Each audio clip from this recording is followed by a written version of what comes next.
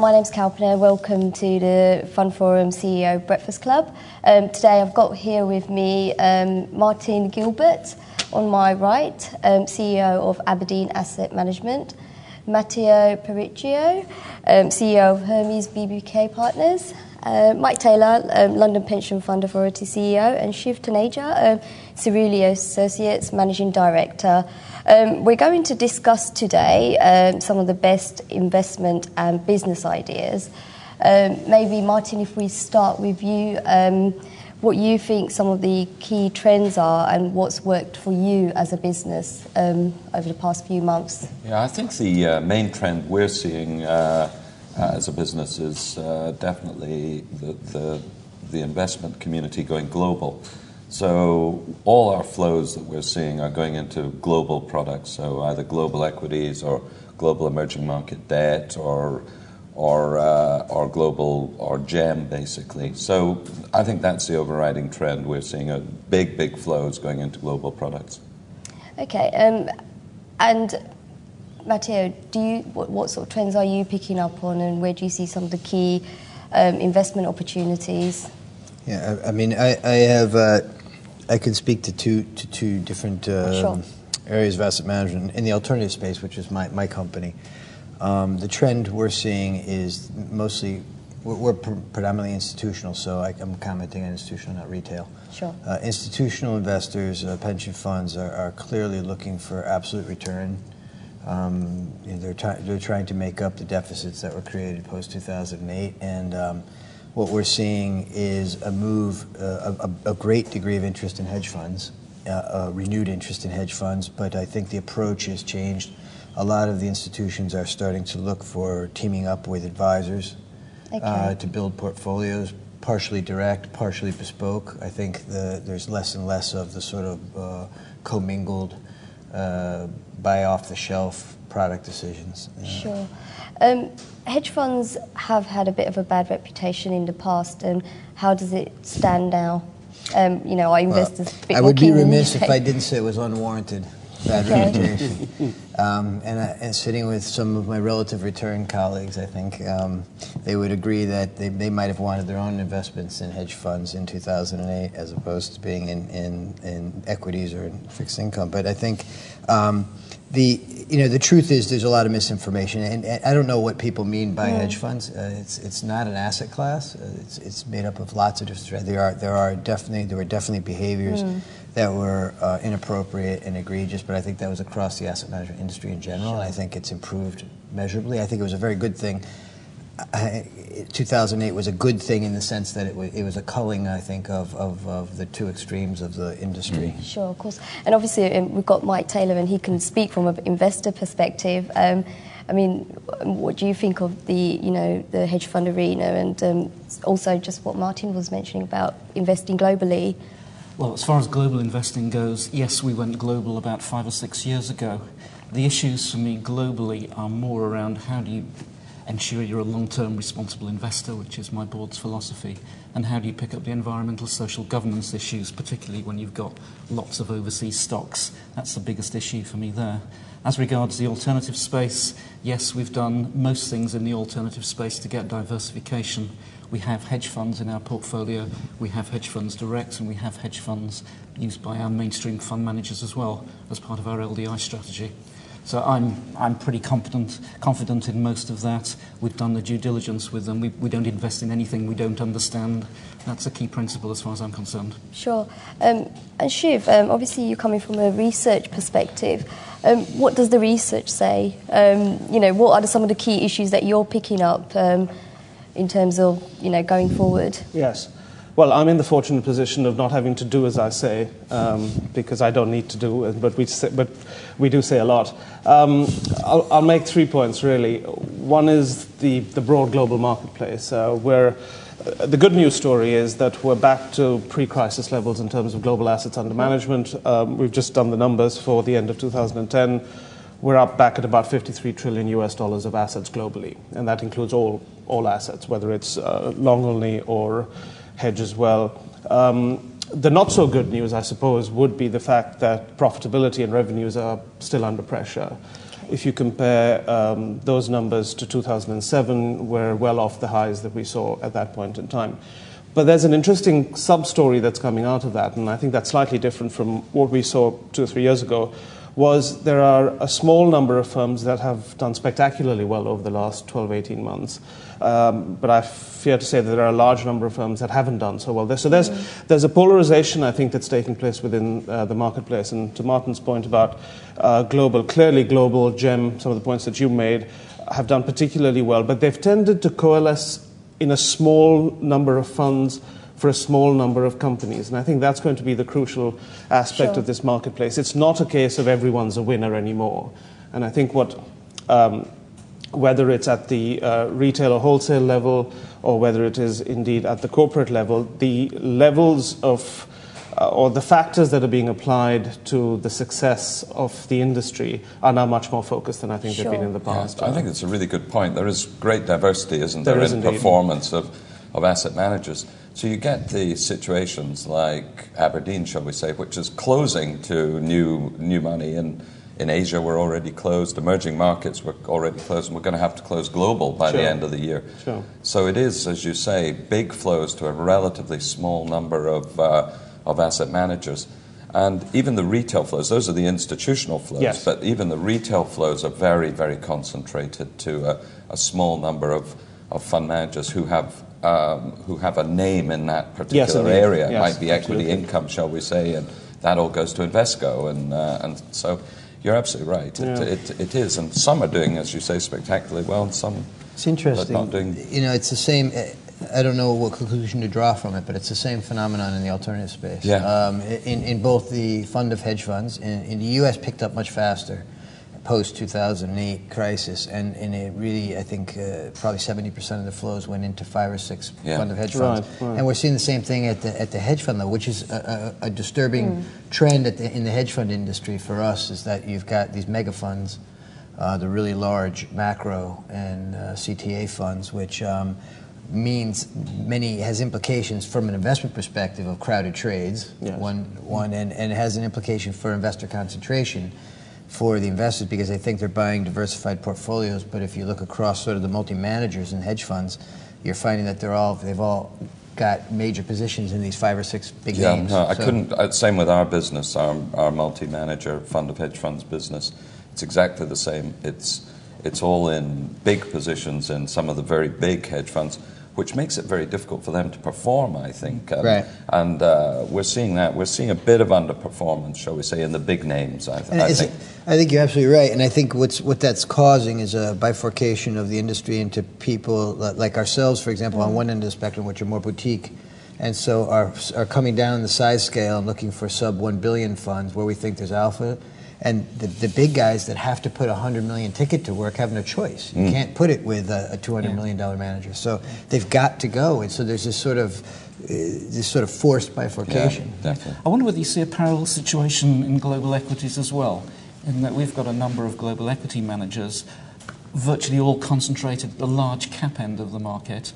We've got an awful lot of private equity that's global as well. So an awful lot just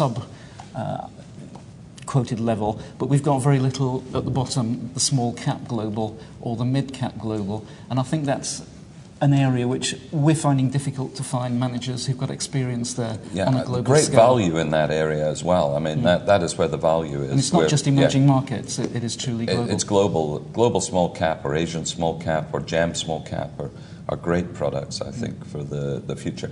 But I think the problem is the capacity issue there. You're not going to be able to take $1 billion from someone. You can take 10, 15 million from them, and that's going to be the issue. Yeah, and that just ramps up the admin overhead. And there's also the challenge, I think, from an investment management perspective, that a lot of shops are built, there's a lot of clever marketing going on where they talk about having a global product, but really it's an amalgamation of singular products put together. There's, as you rightfully say, there's very few with sort of an established expertise in global small cap. There'd generally be maybe European small cap. They put on their U.S. small cap, put it together, and throw in a little bit of Asia and say, I think that's the worst way to run global money. And you're right. I mean, I think what you've got to have is a dedicated team above your local teams who can choose stocks around the world. So they can actually choose a bank in Mexico or Singapore or wherever it is. So it's not done regionally, I think. And I think you're absolutely right. I think that's the way to go. When you come to the alternative space, one of the issues I've got is my fund is rapidly maturing. There's some major issues in the public sector scheme, such as a local government scheme, with the potential for big opt-outs of the scheme and people leaving it, so the schemes will mature. Yeah. And we're less intent to go into alternatives and limited partnerships because of the illiquidity problems there. We're bumping up against our illiquidity limits now, and with the commitments we have on private equity and infrastructure, that could be a real problem in the not-too-distant future. We'd never want to get into a position of a forced seller in those areas. With hedge funds, you're probably into lock-ins to start with, so you can get some reasonable fee negotiations. That illiquidity problem is something that's going to bite us potentially quite quickly. So where do you think you will invest going forward? I mean, if to address this illiquidity problem, I mean, what sort of opportunities are you on the hunt for? What sort of fund managers do you now want to work with? Well, I'm looking for fund managers that understand the liabilities, basically. I'm not starting with the investment side. I'm looking at the liabilities and saying, these are my liabilities today. In 5 years' time, I could have a much more mature fund than I have sitting here today. And so I'm looking for managers where I can potentially get into liquid areas that could meet my liabilities best for the foreseeable future. But it's quite difficult. I've done projections 20 years out, and my worst case scenario is we'll have very few active members left in a defined benefit scheme. And that's a real worry for the future. I mean, this is going to be a worry for a lot of sort of investors. And how are fund managers addressing this issue as well? I mean, what are you saying to your investors now? Well, I think you're absolutely right that the expertise in the asset managers has been in the DB schemes. And I think one of the big strategic decisions that asset managers have to make is how they're going to look at the DC market, I think. And I would say we're probably, as an asset manager, a bit behind the curve on looking on that. And as you say, it's approaching it differently, isn't it? Looking at the liability side rather than just trying to pick the best investments over the next 5 years. And I think that situation has been exacerbated by, and I'm certainly no great fan of investment banks, especially over the past 2 years, or 3 years. But I think investment banks filled that gap in a significant way. The sort of asset liability discussion and structuring and putting asset management products together. And I think that a void has been created. I think it's a very healthy thing. Asset managers are uniquely positioned to do this. It's exactly what you said. It's about thinking differently. To your point, I think it's important that a gap was created with the major players historically have been the investment banks in that area. And I think the absence of those banks being active for all the reasons we know post-2008 has pushed the asset management industry to think differently. And I think that I think it's a very good thing. I was quoted once recently as saying something, and I really believe this, and I don't want to disparage our industry, but I think our industry got used to taking fees instead of earning fees. And I think that 2008, as difficult as it has been and as scarring as it has been, I think it's been a good discipline for us to get back to thinking creatively. And I think that's to your earlier point. I think that's why we're seeing asset managers come out with some really great stuff, focusing back on investment management, on value that they're creating, and having to justify the fees that we take. And they are justifiable if we do our job properly. We are seeing investment managers start to talk to funds about their asset liability modelling, maybe offering some services there as well, which is interesting. The investment banks have been doing that for several years now. I can't remember the last time I paid for an asset liability model. Sure. I mean, transparency is always a good thing. Shiv, how do you think asset managers can add value to their business? You said earlier, not everyone can be a winner today. No, and you talked about 2008 being a good thing for the industry, and I think if you look at the last 25 years of asset management, it was probably the best thing that really happened to the business, because 2 or 3 important things came out of that. One was a focus much more on what the business was there to do in the first instance, which was to provide simple solutions to long-term problems, rather than the overcomplicated, over-engineered solutions that we began to believe was the purpose of the existence of this business. I think the second important thing that came out of the crisis in 2008 was the emphasis on recognition of value of the services that were being given by the fund managers. Now, it's manifested itself in many different ways, but not least of all was this great focus on passive versus active and active versus active. In fact, as somebody once said to me, and I think this is absolutely true, the enemy of active is not passive. The enemy of active is other active managers who are behaving like passive managers. And that sort of leads to the broader aspect of fees and the value you're getting from fees. So value and transparency and simplicity, for me, I think are the three things that came out of 2008. Sure. And they're not easy things to deal with. And I think this business is seriously grappling with that, which is why, to sort of square the circle, if you like, is we're seeing so much money going into such a small number of products within such a small number of sectors. Because whether it's big investors or small investors have just said, we've had enough. Sure. Mike, I mean, what are your views on this? I mean, you said that, yes, everyone's doing quite well, but is there anything in your opinion that fund managers can do better now to, help investors? Well, our strategy has always been that we want to be a long-term responsible investor. We expect the fund manager to understand that and to respond in the right way. So I'm not bringing fund managers in to meet my investment committee, hardly ever. My board members don't see them at all. But what I'm more interested in seeing how the fund manager is responding to my ESG agenda, how they're engaging on our behalf. We are negotiating on fees all the time. We want long-term rolling performance-based fees. That seems to be the most sensible way forward for a fund of my type. Of course. To that point, it's interesting because we launched a fund that I think we're the only, certainly in the fund-to-fund industry, to have done, and the concept is basically over a 3-year investment period. We calculate, the performance over high watermark. If we're not over the high watermark at the end, we actually pay back the fees that we've taken over that 3-year period that we did not earn. Which, to me, the reason I bring it up in this context is because we often the industry often talks about alignment, about responsible investing, but we don't think about simple things like the original idea of a performance fee was the fact that we would eat our own cooking as an investment management industry. But somehow, particularly in the alternative area, which was more egregious in this area, people were taking fees annually, crystallizing in many cases, taking them quarterly. And then, 2008 was a perfect example. 2007 was a wonderful year. People paid away a lot of performance fees. 2008, they lost their capital, and nobody gave any money back. Yes. And I think alignment, when we talk about responsible investing, we need to think about being more as an industry aligned with the interest of our investors, so that we make. I don't think any investor is reluctant to pay fees if they've been earned. But I think we have to get closer to that. I think your point on responsible investing is a very good one, and the way we tackle that is. The first test before we invest in a company is, do we trust the management to look after our interests and run the company properly?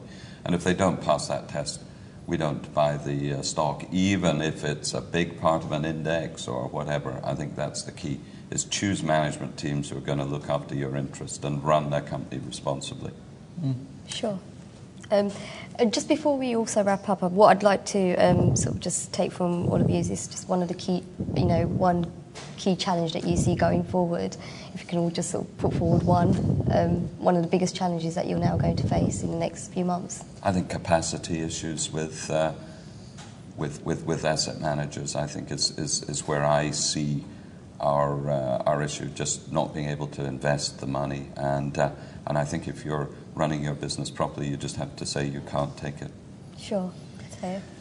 I think it's the dearth of returns. I think it's just, I've never seen in my years in the industry a market like the last 2 years. It's the level of volatility, unpredictability, the fact that many of the sort of accepted rules and fundamentals have been broken, and certainly things will realign, but I think it's the biggest challenge our industry has, is to figure out how to make money over the next 2 years until things sort of normalize. We've never seen this situation, certainly in our lifetimes, of levels of government debt and so on. So I think everybody's very uncertain.